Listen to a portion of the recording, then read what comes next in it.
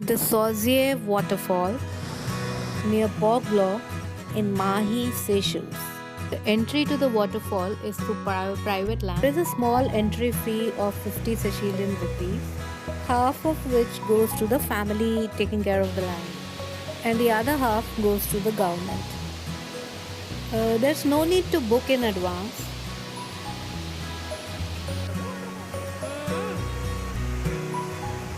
The pool formed by the waterfall has plenty of space for everyone.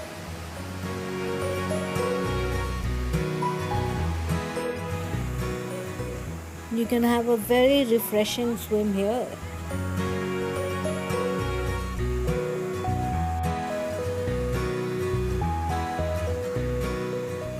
You can spend hours at this place, just sitting by the pool formed by the waterfall,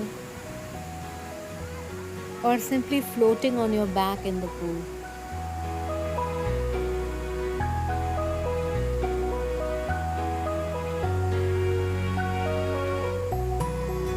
The Sauzier Waterfall, definitely a place to visit in Seychelles.